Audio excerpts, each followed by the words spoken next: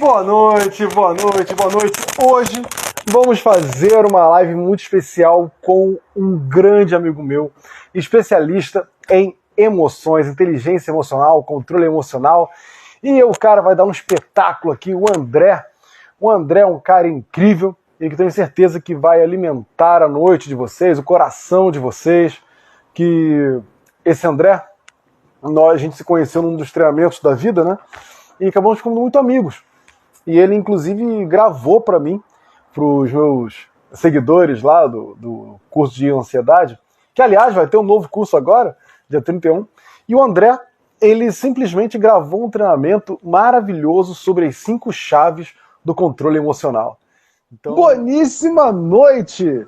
Boníssima noite! Olá, André! Seja muito bem-vindo, querido! Boa noite, Rafael. Boa noite, pessoal. Olá, querido. Bom, o pessoal fala de café com hipnose, café com filosofia, café não sei das quantas. Isso aqui é o verdadeiro café, é o café entre amigos, né? O café que vale a pena ser tomado todos os dias. André, que coisa boa te ver, cara. Que coisa boa. Bom também te ver, que maravilha, Rafael. Quanto tempo, né? Só acompanhando você aqui de longe, mas esse contato direto assim já tem um tempinho. É verdade, verdade. E eu também acompanho sempre lá suas postagens. Aliás, comece a seguir aí o André na rede social, no Instagram. Ele sempre produz coisas incríveis, mensagens que enaltecem seu dia, dá vontade de você olhar lá e começar a vivenciar tudo aquilo que ele fala, toda a história dele. É fantástico. André, você é uma inspiração, cara. Então, que isso? Irmão, vamos lá. Querido, Rafael também é inspiração, que isso? Você conhecer, só vendo assim o resultado de pessoas que conseguiram se libertar de muitas crenças limitantes, né? E voando na vida, assim, graças à sua ajuda, à sua experiência, assim, cara, é maravilhoso ver isso. E as pessoas que acompanham isso também é uma inspiração grande para essas pessoas. Então, vamos lá, querido. Inteligência emocional, controle emocional. Ô, André, é possível ser um burro emocional? Burro emocional? É possível? Esse estigma de burro, não, né? Isso aí não existe isso aí. Existem as pessoas, é claro, que buscam, que desenvolvem inteligência emocional, e aqueles que ainda são imaturos emocionalmente, que precisam amadurecer esse controle das suas emoções. Emoções todo mundo sente, né? Todo mundo tem, só que quando você tem o controle das emoções, você passa a ter o controle da sua vida. Muito bom, querido, muito bom. Eu tenho, num dos treinamentos que eu dou, né, eu falo muito de uma chave, que nós, na verdade, somos chaveiros, né? Então a pessoa chega, ela tem uma porta que ela quer abrir, ou que ela não consegue abrir, ou que não tem porta, e a gente não só ensina a colocar a chave, como instala a porta para que ela tenha direito, acesso livre às suas opções, às suas vontades, né, de vida. E vamos lá, qual é a vantagem de ter controle emocional, André? Qual que é a vantagem? Eu quero saber se vale a pena mesmo esse negócio de inteligência emocional, se vale a pena ter controle emocional. Eu sou explosivo mesmo, eu não tô nem aí. Qual é a vantagem de ter inteligência emocional? Olha, na realidade são muitas vantagens. Primeiramente, a pessoa tem que ter em mente o seguinte: quem controla as suas emoções, controla a sua vida. Por quê? Primeiramente, na realidade, as pessoas acham que tomam decisões racionais, né? Quando a pessoa vai tomar uma decisão, alguma coisa, ele pensa, poxa, o que é bom, o que é ruim, faz esse levantamento aí de vantagens e desvantagens. Na realidade, isso aí é só... Vamos dizer assim, existem diversas formas que as pessoas separam o cérebro, né? Consciente, inconsciente, subconsciente. Bom, vamos botar uma coisa mais simples. O cérebro pensante, que é o nosso lado racional, e o cérebro emotivo, que é o nosso lado de emoções que, vamos dizer, ele não raciocina, ele age por impulsos. E, na realidade, o cérebro racional, ele só procura motivos racionais para justificar as escolhas do cérebro emotivo. Então, o cérebro emotivo é quem tem o controle das decisões. Vamos fazer uma alegoria aqui. Tem um carro e o carro ele precisa de um condutor, de um motorista. Então, o carro, na realidade, somos nós, é a nossa vida. Quem conduz a nossa vida é o cérebro emotivo que está ali, ó, no volante, que anda para onde vai. E o cérebro racional, a nossa parte racional, nosso intelecto, ele anda no banco do passageiro. Então, e ele fica o tempo inteiro questionando o rumo, as decisões, as freadas, as coisas que o lado emotivo, o cérebro emotivo toma. Então, quando o cérebro emotivo ele resolve virar uma rua, tomar uma decisão, o outro vai procurar motivos para justificar aquilo. E aí, quando ele acha esses motivos, aí a pessoa vai se sentir bem. Não, realmente eu tomei essas decisões por isso. Mas, na realidade, quem tomou as decisões foi o seu lado emocional. Mais de 90% das suas decisões são emocionais. Então, a pessoa que tem a inteligência emocional e consegue controlar as suas emoções, ela tem controle da sua vida. Perfeito, querido. E tem uma coisa que eu acho muito interessante, né? Tem pessoas que falam assim, não, eu sou muito racional, eu sou muito cético, sou racional, e essa coisa de emoção besta eu não tenho, não. Eu sou muito controlado mesmo nas minhas emoções.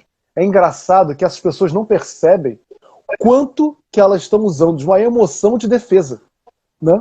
Elas estão usando o melhor argumento possível para se defender de uma emoção. Por exemplo, se eu sou racional, eu não posso ser machucado. E essa é a melhor escolha emocional possível. A emoção para proteger a emoção e usa uma razão para isso, né? Então é fantástico você encontrar isso no consultório. Será que isso funciona? Doutor, será que isso que você vai fazer funciona? E é engraçado que tem sempre aquele passageiro chato falando assim, não vai dar certo, você não consegue.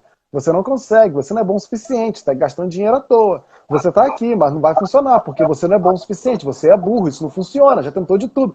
E isso acontece o tempo inteiro na nossa cabeça, né? É impressionante. É o tempo inteiro. É o tempo inteiro. Olha um exemplo. Quando uma pessoa escolhe outra pessoa para ter um relacionamento, a pessoa fica pensando assim, não, é bonito, satisfaz os meus parâmetros de beleza, não, essa pessoa é inteligente, satisfaz os meus parâmetros de inteligência, os valores dele são esses aqui e não são concorrentes, mas congruentes, né?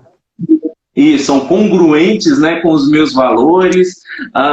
Nossa, que voz bonita. Aí a pessoa vai olhando e vai pensando isso, ou a pessoa simplesmente, quando vê, já está afundado nesse relacionamento e depois é que vai pensar, puxa vida, como é que eu entrei nesse relacionamento sem nem perceber tudo isso, sem nem perceber. Aí a pessoa começa a olhar, vamos dizer, entre aspas, né? Não digo falhas, mas para aquela pessoa algo que não se conecta com ele. Você já está afundado no relacionamento. E aí cabe a você agora ter a inteligência emocional de se colocar no lugar da pessoa e você criar resiliência e, na realidade, o ser humano, um dos nossos fatores primordiais, objetivos principais aqui na nossa existência é ter relacionamentos e saber lidar com relacionamentos.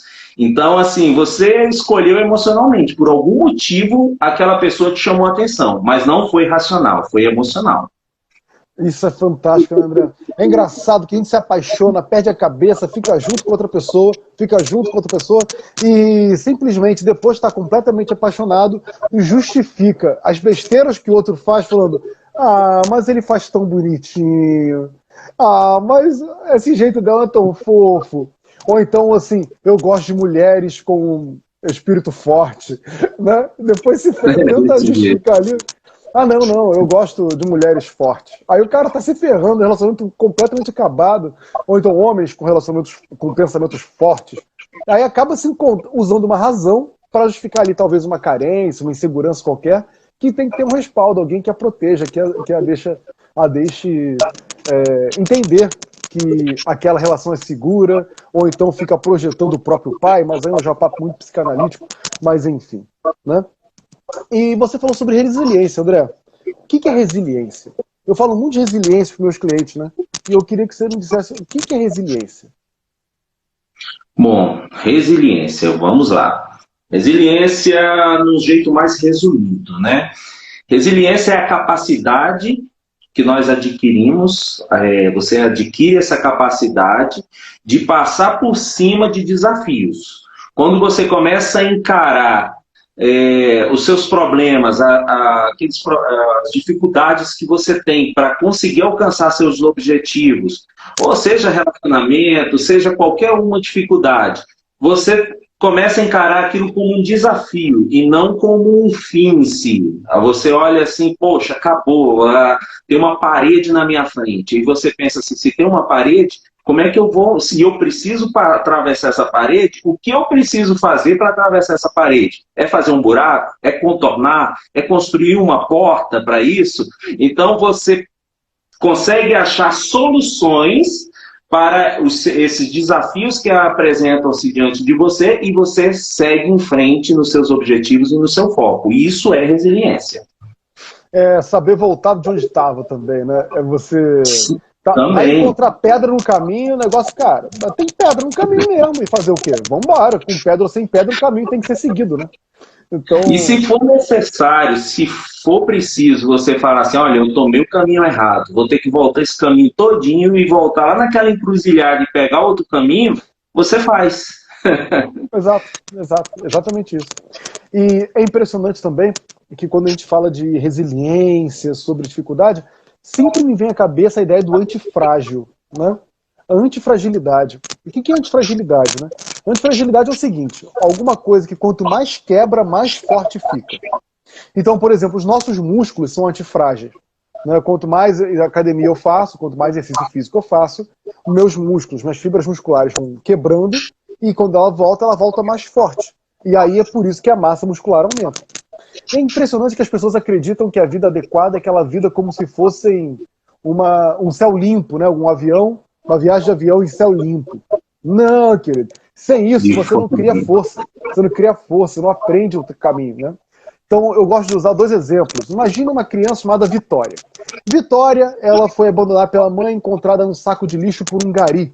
O gari pega essa criança e a leva para um orfanato. Chegando no orfanato, a Vitória, ela come pouco, é maltratada, ela é doada aos 2 anos de idade, uma família pega como adoção, e a família depois devolve essa criança com 3 ou 4 anos de idade. Apanha lá na casa deles, depois devolve. Ela fica mais 2 anos no orfanato, é acolhida por outra família que a devolve de novo para o orfanato. Lá no orfanato ela é abusada por um dos funcionários, e aí ela foge com cerca de 9 anos do orfanato, se envolve no meio da rua, se começa a se prostituir, e a vida dela só pauleira, só pauleira. Aí lá com 15 anos, ela envolvida com tráfico, etc., conhece o Joãozinho. O Joãozinho é um amor da vida dela, e ela se dá muito bem, e eles começam a ver uma boa vida, e aí quando tudo está se organizando, eles estão organizando uma casinha para morar alugada, o João morre. Vitória, ela já tomou tanta pauleira na vida, que é mais uma pauleira que ela está tomando. E ela começa a criar esse fortalecimento. Nada vai ser tão pior de quando ela estava vivendo no orfanato, tudo que ela passou. E teve a morte do João, que foi muito trágico, mas ela conseguiu passar por isso, e ela começou a se juntar, começou a trabalhar como caixa de mercado, fez um curso de costureira, começou a fazer costura. Hoje ela tem uma grande loja em Nova Friburgo, e ela vende sutiã, calcinha, etc, e ela tem dinheiro pra caramba. E olha só, ela começou muito mal, foi abandonada pela própria mãe, não sabe quem é a mãe, não sabe quem é o pai, e ela conseguiu passar por tudo isso. Agora vamos pegar o exemplo da... Diz o nome chique aí. Sofia. Sofia. A Sofia, por sua vez, ela nasceu em brancas nuvens, né? Num céu limpo, pai rico pra caramba, dono de uma rede de escolas. E aí, simplesmente, ela foi passando todos os anos, ótima aluna, etc, etc. Com 15 anos, conhece o Dudu termina com ela. E aí ela fica muito mal, o pai vai até o Dudu e fala, se você não voltar pra minha filha, eu te mato. O Dudu volta para a filha dele, se casa com essa garota e ela continua. Ela passa na faculdade e no primeiro semestre ela reprova em filosofia. Simplesmente, a Sofia, ela cai numa depressão profunda, porque ela nunca na vida experimentou o fracasso. Ela não tinha aquela força do antifrágil que a Vitória tinha. Então, reprovar aos 22 anos numa prova de filosofia na faculdade ensinou para ela uma lição que ela nunca tinha aprendido. Então, ela nunca teve não na vida. Então, falhar numa prova de filosofia colocou a falha da própria vida da Sofia em jogo. Então, olha que louco. E ela passou por depressão profunda em 10 anos. Acontece que a Sofia, a gente foi trabalhando e ela conseguiu agora voltar ao mesmo patamar que ela estava antes. Ela tinha caído drasticamente, agora ela voltou a fazer faculdade. Na verdade, agora está no 6º ano de Direito e a vida dela está muito bem, obrigado. E o que acontece? A única questão é que a Sofia não tinha antifragilidade. Ela não tomou porrada da vida, né? E a Vitória, ela conseguiu, aprendendo com suas lições, ela conseguiu criar força, criar estratégias para superar os problemas, né? Enfim, contei uma história longa pra caramba, mas acho que foi uma história ilustrativa aí para ajudar a galera. É interessante isso aí, assim, essa ilustração. E isso não significa que a Sofia é uma patricinha que não consegue superar as dificuldades, que as pessoas costumam, né, estigmatizar essas pessoas que, vamos dizer, tiveram essa antifragilidade pouco trabalhada, estigmatizam ela como fala assim, pelo amor de Deus, isso é frescura demais e tudo. E aquela que já foi trabalhada antes, e já passou por muitas situações, ela consegue superar, olha aquilo ali como praticamente, olha assim e fala assim, gente, por causa disso. Só que a gente tem que pensar o seguinte, essa pessoa que está passando, aquilo para ela, dentro das suas emoções, é muita coisa. É aquele negócio assim, é uma tempestade de um copo d'água para alguns. Mas quem está olhando de fora da água, do copo, está falando assim, nossa, uma tempestade num copo d'água. Mas, de repente, para a formiguinha que está ali dentro do copo de água, aquela tempestade ali é a vida ou a morte dela. E aí eu venho te perguntar o seguinte, Rafael. Você...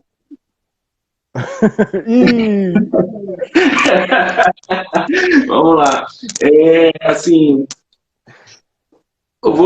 essas pessoas que passam muitos desafios, vamos botar desafios, eu não gosto de botar dificuldade, porque a dificuldade é uma forma que a gente encara um certo desafio.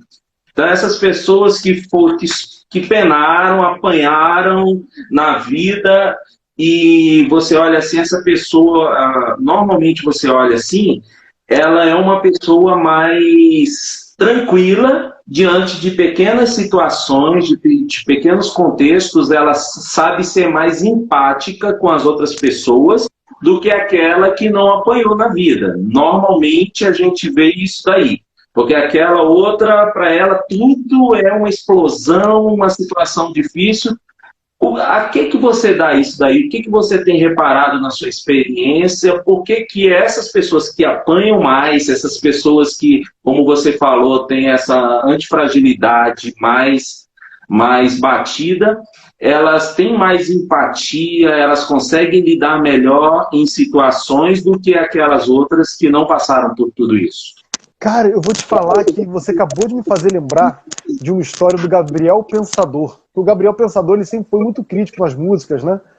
As músicas dele sempre teve uma questão muito social, tal, discussão social. E a discussão foi com o Claudinho Bochecha, que na verdade, a discussão, eles estavam conversando, né? Claudinho Bochecha fala muito mais sobre amor, sobre amizade, sobre coisa assim, enquanto o Gabriel Pensador, que tinha um bom dinheiro, né?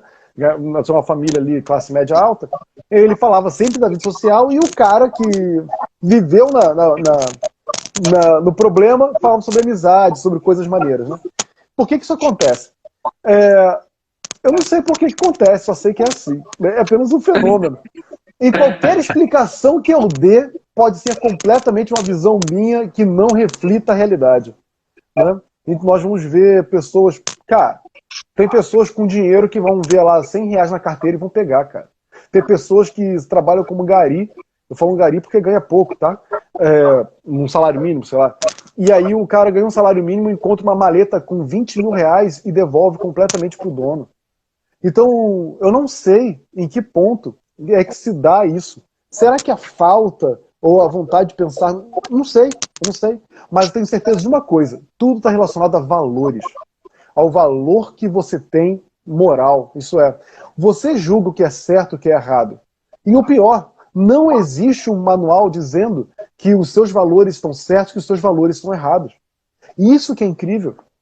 Nós criamos nossos valores com uma série de coisas. Pode ser pelo programa de TV que você assiste, pode ser pelos amigos que você anda, pode ser da família que você está presente, pode ser que você seja cristão, que vá à missa todo dia, ao culto todo dia, e seja um cara desonesto. Pode ser que você nem acredite em Deus, mas seja um cara mais honesto do mundo e que ajude todo mundo à sua volta. Simplesmente acredito que o nome disso chama-se humanidade. Acho que a humanidade é complexa demais para existir num modelo desse... Então, e essa maravilha da humanidade que me encanta. E essa maravilha da humanidade, essa complexidade. Pô, vou encontrar cliente no consultório que tem um caso, não é meu cliente, tá? Mas tem uma história bem interessante, uma garota, que ela foi na Índia, esse caso, essa garota. Eu faço um treinamento de nível internacional, né? E que apareceu lá um depoimento de uma garota que dos 2 aos 9 anos ela era amarrada com correntes no porão da casa. Então ela ficava junto com os dejetos dela tal, e depois de 9 anos foi libertada. Beleza, hoje ela tem muito sucesso. O outro caso é uma garota que com 10 anos de idade ganhou um pônei do pai. Aos 11 anos ganhou um pônei do pai.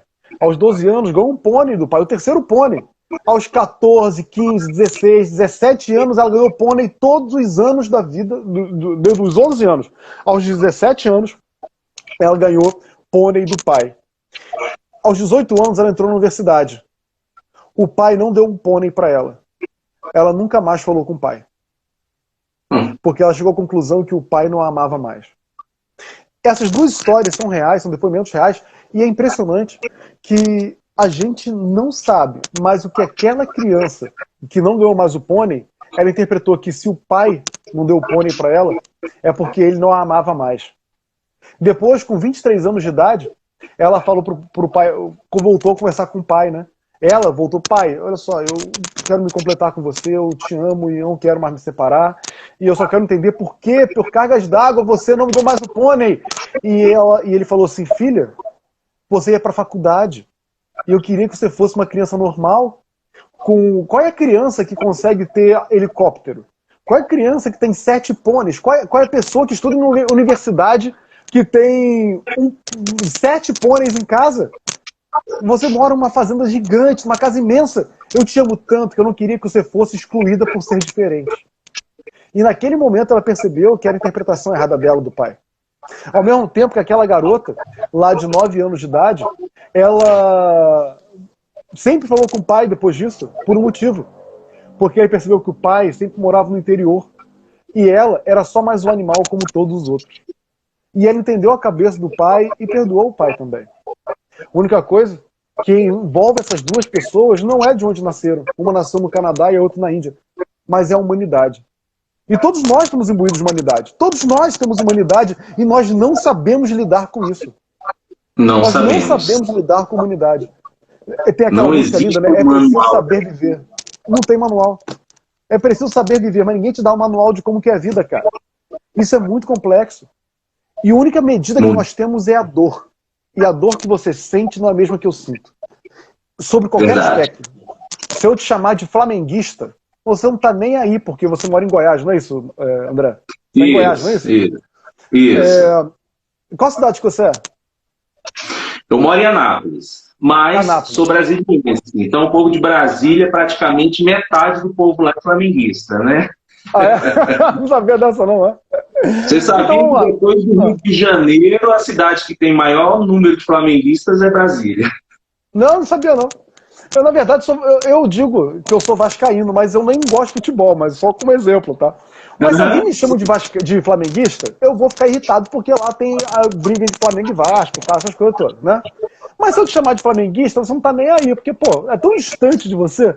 Se alguém me chamar de, sei lá, paranaense, tô nem aí, pô, paranaense, que absurdo. Mas aqui me chama de flamenguista, identifico como meu problema, né? E isso é um problema puramente humano. E a dor não tem comparação. Isso é fantástico. Isso é verdade. E ninguém pode ignorar a dor de outra pessoa. Ninguém pode ignorar. Porque isso é muito subjetivo, essa questão de dor, né? E eu não estou falando só da dor fisiológica, mas aquela dor que dói lá dentro. Porque em tudo isso que você falou, né, essa questão da humanidade, tem muitos fatores que vão trazer isso aí. Tem a cultura, tem questão de crenças, os valores, as experiências que a pessoa passou, que foi gerando crenças. Então, assim, são muitos e muitos fatores que vai tornando a pessoa ser única e exclusiva como ela é, né? Cada um tem a sua bagagem e ele torna-se um ser único em toda a existência. E então não pode ser comparado com outra pessoa nunca, né? Cara, quer ver uma coisa? Tem uma pessoa que eu conheço que ela me diz assim: Rafael, eu trabalho, mas eu não queria trabalhar no meu trabalho. Eu não gosto do meu trabalho, eu não suporto o meu trabalho, eu não gosto do meu trabalho, mas ao mesmo tempo eu penso quantas pessoas estão procurando emprego. Eu não sou digna de estar não gostando do meu trabalho. Então ela se sente culpada porque não gosta do trabalho que ela faz, né? Na verdade, eu vou dizer que não é uma pessoa só que eu conheço, não. Tem uma centena de pessoas que eu conheço que faz isso, né? E é tão interessante que a métrica que você tem da vida, você não tem equivalência para um outro você. Você não tem. Não tem um outro você no mundo para você ter uma métrica, uma referência, um critério. Você não tem. Né? E aí você pega o critério de qualquer um. E quando você pega o critério de qualquer um, não tem validade nenhuma para tua vida. Mas você pega lá, o critério de amor eu tenho que estar casado, eu tenho que ter uma religião, eu tenho que, sei lá, ter um time de futebol, eu tenho que gostar de tomar cerveja, eu tenho que, sei lá. A gente começa a criar critérios que não são nossos. E quando a gente não dá conta dos critérios que nós aprendemos na sociedade, cara, a gente começa a criar culpa, frustração, sensação de fracasso, né? Então, pô, eu tô falando demais, hein, André? Foi mal, cara. Não, isso é muito bom. É muito bom te ouvir. E completando essa questão que você está falando, de critérios e comparações, eu nem tinha pensado nisso, mas eu vou falar. O grande problema nas redes sociais. Então, as pessoas hoje olham as redes sociais, a vida das outras pessoas. Nunca foi tão fácil ver a vida de outras pessoas, ter contato com outras pessoas como antes, né? Quem diria você aí em Niterói, no Rio de Janeiro, eu aqui em Goiás, a gente conversando em pessoas de vários lugares do mundo conectadas aqui e participando dessa conversa aqui, né? Então, assim, nunca foi tão fácil. Mas o grande problema das redes sociais é que as pessoas querem demonstrar aquilo que não são, segundo critérios que não são dela, para mostrar para outras pessoas que elas são ou podem, alguma coisa que na realidade elas não podem, e as outras pessoas vão olhar e vão ficar frustradas porque não alcançam aquilo que está sendo mostrado nas redes sociais. Esse é que é o grande problema. E aí vem frustrações, vem as pessoas com baixa autoestima e vão diversos problemas aí, né? Tem uma pessoa aqui que está escrevendo, a pessoa se sente culpada por ter dores menos piores, entre aspas, do que a de outras pessoas, né? Então, e eu gostaria muito de te perguntar se você, queridíssima Nieva, gostaria de participar aqui da live para a gente falar sobre sua dificuldade em falar em público. O que você acha? Você contar a sua experiência sobre como que a emoção afetou a tua vida. O que você acha? Topa? Eu estou perguntando isso para ela sem ter combinado nada com ela, tá, André? Ela nem sabe do que com ela.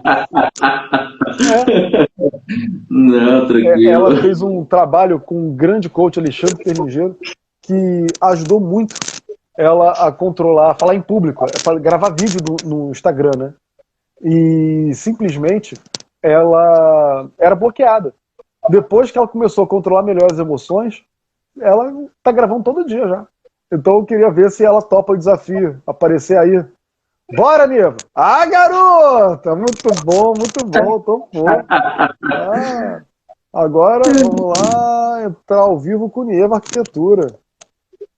Vamos lá. Vamos lá, eu chamei, né? Vamos ver como é que funciona isso aí. Pô, mas você tá dominando esse negócio de live, hein? Como é que é esse negócio aí? Olha só, 3 pessoas agora, nunca nem tinha visto que podia 3 aqui no Instagram. É, cara, eu aprendi também sem querer, e foi uma coisa incrível. Fala, querida! Fala, Nieva, como vai? Melissa, eu não estou ouvindo sua voz, Melissa. Esse fone Agora aqui. sim. Peraí, vou ficar Vamos sem... lá. Melissa, Agora você tô está ouvindo. aparecendo aí na câmera.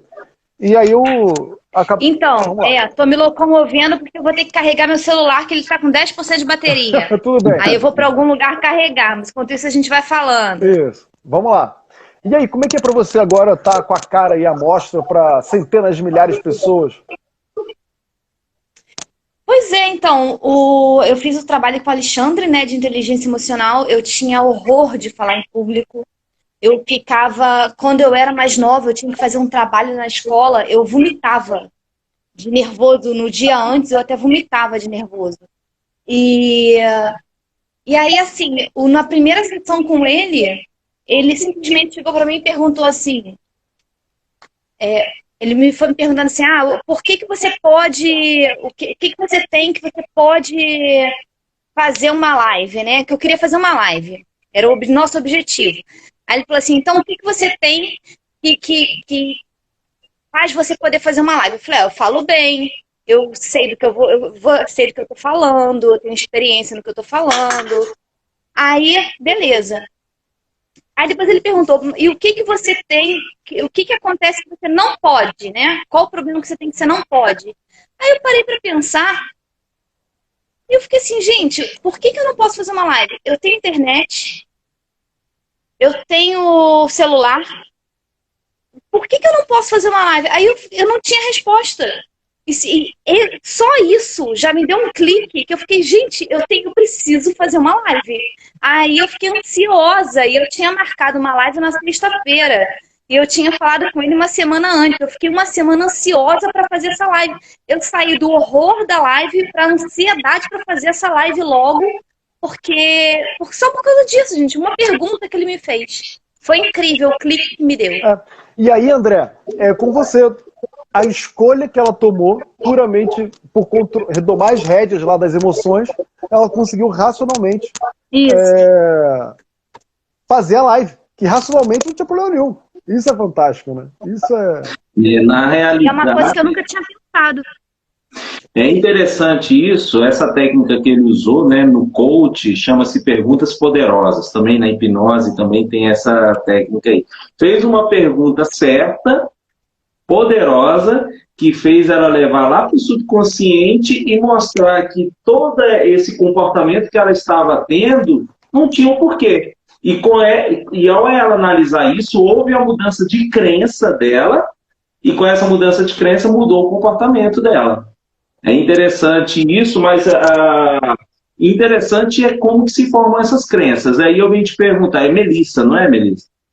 Melissa? Isso. Melissa, como que você criou essa crença de não querer falar em público? Talvez num consultório, se você não lembrar aqui, às vezes num consultório você é levada a se lembrar a sua experiência que criou essa crença dentro de você. Que talvez hoje, com a nova perspectiva, você olha aquela experiência com a perspectiva diferente daquela época e você olha assim, você já foi amassada, né?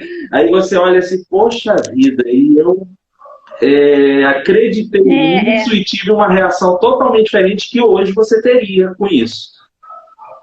É engraçado, assim, quando ele me perguntou, né, no início, o que acontece? Sempre, quando eu tinha que, por exemplo, na escola, tá? Porque isso é desde a adolescência. Na escola, se eu fosse lá pra frente da sala para falar uma piada, eu ia, não tinha problema nenhum com isso. Mas se eu fosse para falar uma coisa séria, apresentar um trabalho de escola, alguma coisa, eu ficava desesperada. Então, é o que ele falou, você tem medo de ser uma fraude. O meu medo era ser uma fraude. Era as pessoas acharem que eu não sei do que eu estou falando. O meu medo não era chegar e falar na frente dos outros. O meu medo era as pessoas descobrirem que, na verdade, eu não sei do que eu tô falando. Olha, Entendeu? Só que, na verdade, eu sei do que eu tô falando. Eu sabia, eu estudava, sempre fui muito estudiosa, sempre tirei boas notas e eu sabia do que eu estava falando, mas eu não sei por que eu tinha esse medo desse julgamento, das pessoas acharem que eu não sabia aquilo,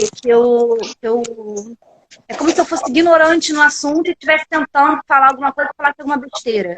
É. Agora, se fosse para falar uma bobeira, uma piada, qualquer coisa, eu ia lá e falava de boa. Beleza. Nunca tive Eu vou problema. convidar aqui uma outra pessoa, você me permite, André? Eu vou convidar aqui uma outra pessoa que eu tô até falando aí, a Fernanda Gomes.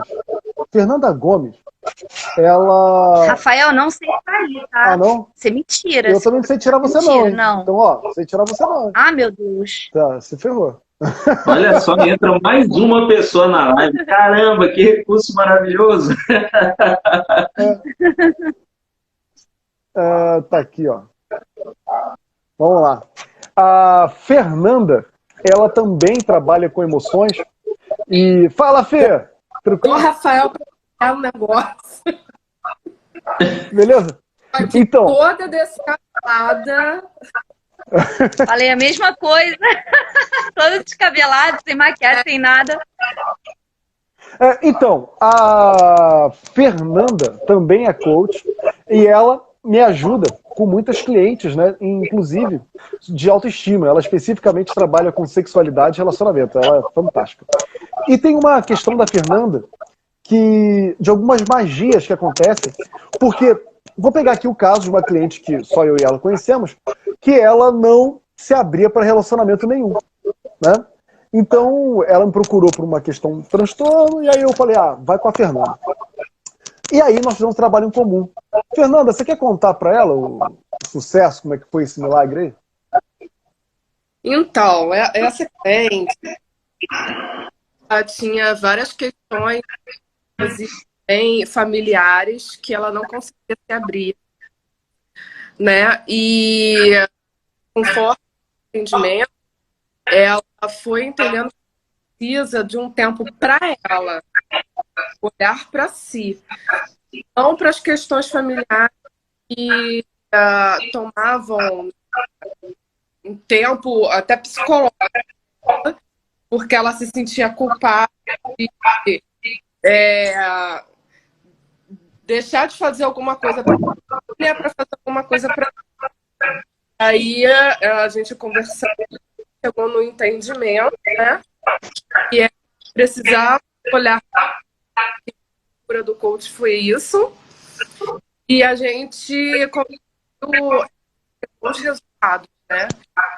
Em conjunto com o Rafael. E foi muito legal. E aí, André?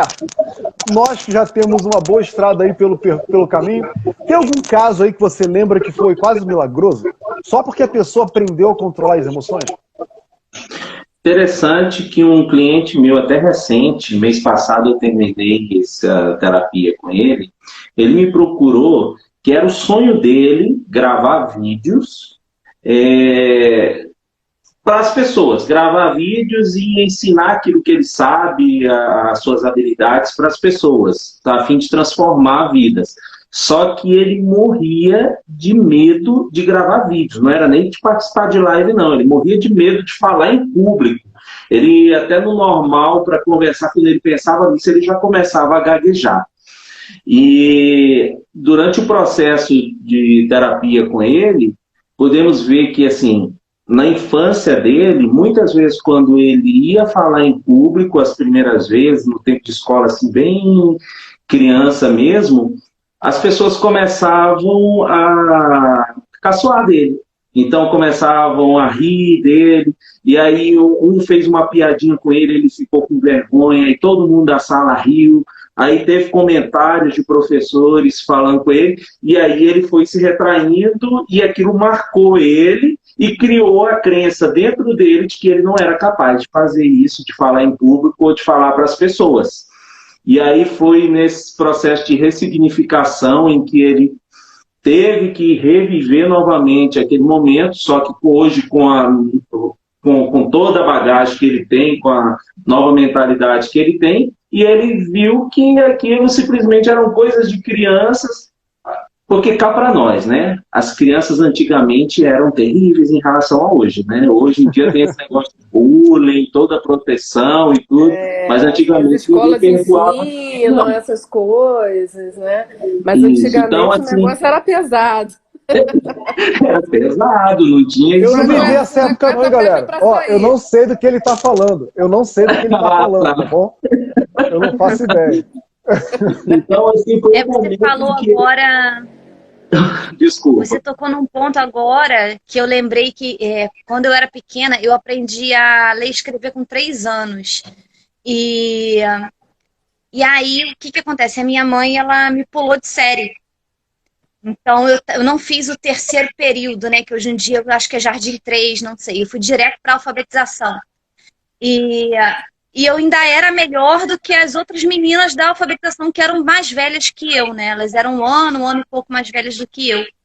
E aí, quando a professora me perguntava as coisas, eu sofri isso realmente na alfabetização, porque quando eu tinha que falar alguma coisa, eu falava tudo certo, né? E a professora me elogiava e as alunos ficavam com raiva de mim por causa disso. Então, de repente, pode ser também alguma coisa Ó. de eu ter medo de falar. Agora que eu pensei nisso. Ó, De eu ter Eu medo de sempre falar fui por causa disso. desenvergonhada. Porque... Com zoação ou não. Eu sempre fui esse ser assim. Desavergonhada. E eu sempre falei. E assim, nunca tive problema com o público, né? Até eu trabalho com o público, inclusive, né? não, eu sempre fui tímido, então eu sei muito bem que é isso. Então. Não entendi, vocês estão rindo de quê? Vocês estão rindo, não entendi que vocês estão rindo. Pô, eu sempre fui tímido.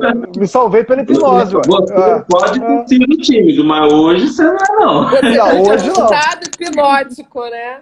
Exatamente. Só não estalo o dedo, porque senão já era. Aí eu acordo, imagina, olha só. Né? eu não sei se é verdade, mas já me disseram que muita gente, muitos tímidos, geralmente eles são mais extrovertidos para até esconder essa timidez. Então igual que, por exemplo, eu sou super desorganizada. Eu sou muito desorganizada. Então eu sou mais organizada do que todo mundo. Porque eu sei que se eu relaxar, vai ficar tudo desorganizado. Aliás, só então, porque vocês não sabem ainda, a Melissa é especialista em Feng Shui. Né? Ela trabalha com organização de casa para tratar a cura da casa. Ela é terapeuta de casa. Ela é arquiteta. Nossa, que legal. Maravilha. Isso. E ela é minha parceiraça. Os meus clientes passam por ela, porque quando a gente está na terapia, nós ficamos muito focados no interno, né? Quem somos nós, a minha queixa, meu problema. E a Melissa, ela ajuda os meus clientes a terem uma visão do fora. Como que é o ambiente que eu estou. Né? Então é muito rico esse trabalho com a Melissa. Recomendo que vocês procurem a Melissa aí, segue ela, porque acredito que o trabalho dela vai poder ajudar muito vocês. Maravilha. Obrigada. Ligam aí. Melissa, eu vou te seguir também, viu? E aproveitando essa deixa do... Ó, o Rafael tá do meu lado aqui. Não sei se para vocês tá a mesma coisa. Estou apontando para ele aqui, ó. Tá, sim. Eu tô do lado dele aqui no meu.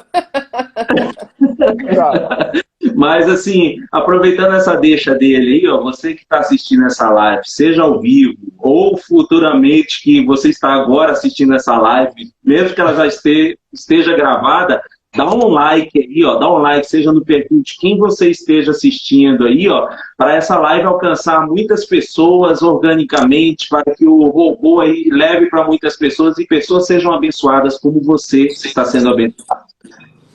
Olha só, se você tá vendo essa live e eu tô com barba preta, cara, eu sou assim mesmo, fica tranquilo, viu?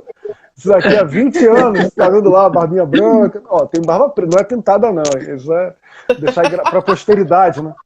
Pra posteridade. Eu vou mandar uma mensagem pro eu do futuro, olha só, eu sou assim, barba preta, hein? Lembra de mim? Você não precisa falar, você não pinta essa barba não, né, Rafael? Não, cara, eu tenho 12 fios brancos, 12. Minhas filhas não me deixam esquecer disso. Eu vou ver a tomada aqui, que não tá carregando, não. Minhas filhas não me deixam esquecer, elas contam as barbinhas lá. Enfim. E eu vou contar então, já que tá falando de criança, eu vou contar uma coisa pra vocês. Se você tem criança em casa, a primeira coisa que você vai fazer, e o André vai me ajudar nessa conversa, é não delimite os sonhos dos seus filhos. Ele quer ser astronauta, tudo bem, ele vai ser astronauta. Ele quer ter cachorro alado, tudo bem, você vai caçar um cachorro alado para ele. E deixa o sonho dele crescer, dá um jeito. Porque, sabe, até os 7 anos de idade a gente ouve muitos nãos. E isso começa a formar as nossas crenças. Não sou capaz, não é possível, não dou conta, não sou bom o suficiente, eu não pertenço a esse lugar, nunca vou encontrar alguém. Enfim, fala um pouquinho sobre isso, André, por favor. Primeiramente, quem nunca passou por isso, que levante a mão aí agora.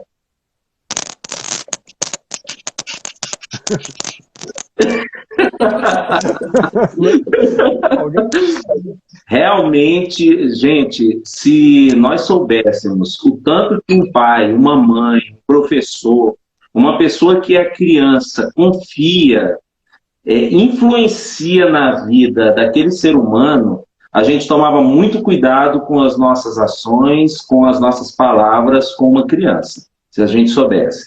Assim, quem mexe com terapia, com coach, e todos nós que mexemos com toda essa parte holística, e até mesmo psicólogos, psicanalistas e outros, sabem que os primeiros traumas começam na infância. A infância, ela determina o que uma pessoa vai ser na vida dela. Então, se nós começamos a limitar os nossos filhos, a não dar valor, a pessoa olha assim, é uma criança, ele está pensando alto demais, ele está sonhando alto demais. Você está jogando as suas limitações nos seus filhos. Você está jogando as suas limitações. Qual é o sonho da maioria dos meninos hoje? Qual é o sonho deles? Sei lá, futebol. Eu tenho um rapaz de 15 anos, um de 13, um filho, e tem um de 3. O de 3 ainda não definiu assim, os sonhos dele, não. Mas esses dois mais velhos, o sonho deles é jogar futebol. E aí, assim, quem sou eu para dizer que eles não vão ser jogadores de futebol? Quem sou eu para dizer isso? Mas, assim, por mais que eu veja, segundo as minhas limitações, nós não temos as condições necessárias, favoráveis para ele chegar e ser... Eu nunca vou falar isso para ele, porque a gente não sabe o que pode acontecer na vida dele, no universo trazer para ele, que ele possa alcançar isso daí. Então, assim, eu vou incentivar dentro das minhas limitações, é claro, dentro daquilo que eu posso. Quer entrar numa escola de futebol? Vou colocar você. Meu filho estava me pedindo, a gente mora em Goiás, ele estava querendo que eu colocasse ele numa escolinha de futebol lá no Rio Grande do Sul, lá na cidade de Rio Grande, uma escola lá que acho que não é nem de terceira divisão e tudo mais, lá para time de base, para colocar ele lá. Eu não cheguei para ele e falei assim, filho, você não tem futuro numa escola dessa. Eu não cheguei para ele e não falei isso. Mas eu mostrei para ele o seguinte, você quer entrar numa escola de futebol, fazer alguma coisa? Talvez nessa escola fique difícil para a gente, estar lá longe, fique um pouco difícil para mim, e esse time talvez você não consiga ser bem visto. Mas eu vou fazer o meu possível para que você entre em qualquer outra escola que talvez, nem que você vá para o Rio de Janeiro, para São Paulo, onde estão os maiores centros aí de futebol, mas eu quero te incentivar para isso. E se você quiser, eu vou te ajudar nisso daí. Ainda não foi, mas eu estou colocando ele a ponto assim, você vai atrás dos seus sonhos. Porque eu tive sonhos quando era jovem, quando era criança. Um dos meus maiores sonhos era ser astronauta. Olha aí, ela riu, tá vendo? Olha só. Não, cara, o meu era ser piloto de Fórmula 1. Tá? O meu era piloto de Fórmula 1. Piloto de Fórmula 1. E assim... Eu não entendi. O cara fala que é astronauta, você não ri. Eu falo que é ser piloto de Fórmula 1, você dá risada. Não, é porque eu tô pensando no que eu queria ser quando eu era criança. Não. Não, por favor. Gente, eu queria ser sucessora da Madonna. Você quer ser a Anitta, entendi. Não, eu queria ser sucessora da Madonna. Legal. Mas é interessante que a criança ela tem sonhos e muitos sonhos eles não vão virar realidade. Mas se a gente começa a podar os sonhos das crianças, você não está podando aquele sonho exclusivo. Você está podando muitas possibilidades que aquele ser humano possa ser no futuro. Por exemplo, quando eu fiquei um pouco maior, um dos meus sonhos era ser aviador. Então, assim, já é um sonho um pouco mais fácil de ser do que astronauta. Primeiro a pessoa é aviador, depois é que sobe lá para ser astronauta. Marter da Terra, né? Sim, mas assim... Marter da Terra. Isso. Saiu lá do universo, já veio para cá. Saiu da estratosfera. E o que é necessário para uma pessoa ser aviador? Ele vai prestar o concurso para a AFA, né? Academia da Força Aérea, tudo vai prestar o concurso lá na AFA. Se ele passar, ele vai em frente, faz o curso e se torna aviador. O que me impedia na época de prestar isso? A minha crença limitante. Porque assim, a pessoa acha assim, ah não, só os melhores passam num vestibular desse. Aí eu fico, olha só, eu fico pensando, no meu tempo de escola, eu era um dos melhores da escola, da minha classe, disputava ali entre os 2, 3 primeiros colocados da escola inteira, em notas. Então, assim, nos vestibulares que eu prestei e concursos que eu prestei, a minha pior classificação foi 5º colocado. Gente, eu não estou querendo me gabar, não. Só estou dizendo, só para querer mostrar assim, o que é uma crença limitante. O que é uma crença limitante. Então, assim, eu tinha todas as possibilidades cognitivas de passar num concurso desse da AFA para ser aviador. Mas o que me limitou? É longe da minha casa, eu uso óculos e eu acho que eu não vou conseguir ser aviador, porque eu uso óculos. Boa noite, Luiz. Hã? Não, falei com o Luiz que mandou boa noite pra gente. Tá. Então, assim, de onde que eu tirei essa crença limitante? Do meu tempo de criança, muitos nãos que eu recebi. Muitas vezes os meus pais falavam, eu não consigo fazer isso, eu pedi alguma coisa, eu não posso, eu não tenho dinheiro suficiente. Se coloca no seu lugar, porque isso aí é só para pessoa que tem tal possibilidade, que tem aquilo, e eu fui me acomodando e falei, cara, isso não é para mim, eu não consigo alçar voo. E muitas vezes, todos nós somos podados pelos nossos pais quando crianças, e depois, quando a gente vai tomar alguma decisão, você não vai lembrar daquilo, mas você vai se podar porque criou aquela crença limitante que você não pode, não consegue. Perfeito. Queridos, olha só, faltam 4 minutos para acabar a nossa live e eu quero te dar... Já, faltam 4 minutos. E aí o que acontece? A gente pode fazer mais live dessa, eu me amarrei. Agora, tem uma aí você me avisa para me preparar. Né? Aí a gente sabe quem você é. Então essa que é a graça. Pelo menos vai passar um batom, ficar apresentável, né? Então vamos lá. Melissa Nieva, me diz aí, quem é você, como te encontrar, o que você faz da vida, como você pode transformar a vida?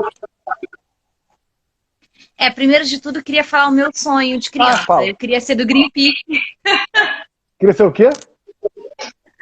Do Greenpeace. Olha só. Olha só, que maravilha. Era meu sonho ser do Greenpeace, viajar pelo mundo, lutando pela ecologia. Tomando banho de água gelada. Limitantes também não me deixaram ser. Eu sou arquiteta, eu sou especialista em Feng Shui. Eu faço mentorias, faço consultorias, faço projetos de interior baseado no Feng Shui, trabalho com Grabovoi também. Se a pessoa quiser, eu junto o Feng Shui com o Grabovoi, eu tenho um método que eu criei, que eu trabalho com as duas coisas ao mesmo tempo. E o meu Instagram é Nieva_arquitetura. Eu queria agradecer a vocês. Obrigado. Queridíssima Fernanda Barbosa. Quem é você? O que você faz da vida? Como te encontrar? Bom, eu sou nutricionista, coach de relacionamentos e sexualidade e terapeuta tântrica. Que maravilha! Olha só, muito bom. Queridíssimo André, quem é você? Bom, eu sou hipnólogo, Então, sou hipnoterapeuta, neurocientista com ênfase em PNL e cognitivo comportamental. Sou clínico em PNL também e sou coach de inteligência emocional. Faço mentorias também e palestras nessas áreas. E eu sou o bem-aventurado Rafael Haddad, na companhia dessas três figuras incríveis, fantásticas, que eu agradeço por você existir em minha vida. Fala, Fernanda. Inoxidável. Rafaelzíssimo. Inoxidável. Inoxidável. Gostei. Mas fala, Rafael, vai ficar nos nossos perfis, que você faz também? Quem que é você? Eu sou psicanalista, hipnoterapeuta, filósofo, psicopedagogo, neurocientista da aprendizagem, especialista em dependência química, sexualidade e filosofia. Então, que maravilha! Que bênção! Então, queridíssimos, muito obrigado pela noite. E para não sermos expulsos, nós temos 1 minuto. E nesse 1 minuto, eu quero dizer que... Tchau. Tchau, pessoal. Rafaelzíssimo, beijo. Até Beijo, gente. André, obrigado pela noite. Agradeço profundamente você pela presença, viu? Nossa, eu agradeço demais. E vamos fazer mais dessas, viu? Gostei demais. Adorei. Coloca o Instagram de vocês que eu quero seguir. É só escrever. Aproveita e escreve alguma coisa aqui no texto para que ela possa seguir. Escreve uma palavrinha aí. Rápido. Você tem 32 segundos. 31. Escreva a letra A. Escreva a letra A. Que aí a pessoa dá para te seguir, ó. A. Pronto. Segue aí, curte aí. Vai ser incrível, eu tenho certeza. Faltando 20 segundos. Não quero ser cortado pelo Instagram. Tchau. Tchau. Beijo.